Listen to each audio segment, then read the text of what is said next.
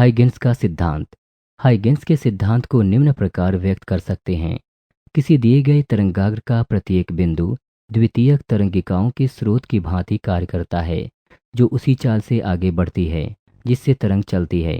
किसी क्षण तरंगाग्र की नई स्थिति उस क्षण तरंगिकाओं की उभयनिष्ठ स्पर्श रेखा खींचने पर प्राप्त होती है। माना एक तरंगाग्र ए है जो कि बिंदु स्रोत एस से दूर गतिमान है।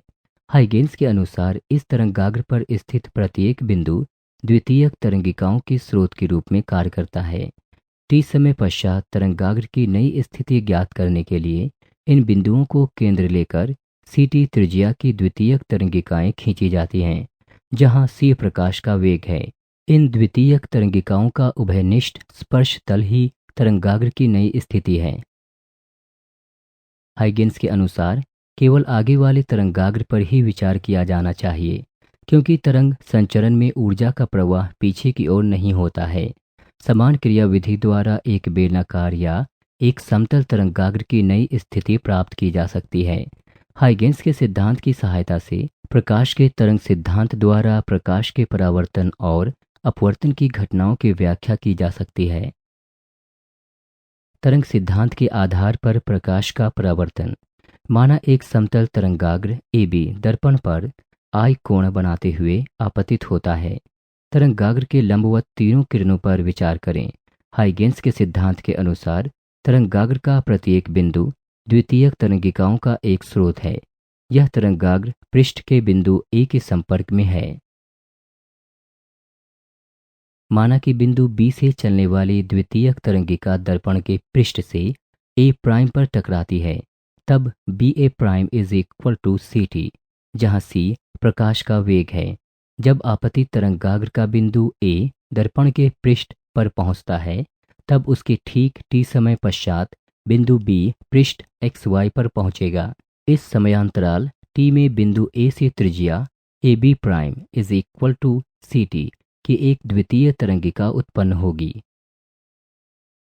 चूंकि दर्पण एक परावर्तक सतह है, इसलिए यह द्वितीयक तरंगिका दर्पण के ऊपरी भाग में उत्सर्जित होगी और इसकी त्रिज्या A B prime is equal to C T होगी। नया तरंगाग्र इस तरंगिका पर स्पर्शजया होगा जिसमें ए प्राइम निहित होगा। अतः यह ए प्राइम बी प्राइम के अनुदिश होगा, अर्थात ए प्राइम बी प्राइम परावर्तित तरंगाग्र होगा।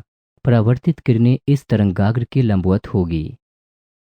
समकोण त्रिभुज ए बी ए प्राइम और A B prime A prime में ए प्राइम उभयनिष्ठ है। B A prime is equal to A B prime is equal to C T और angle A B A prime is equal to angle A B prime A prime is equal to 90 degree.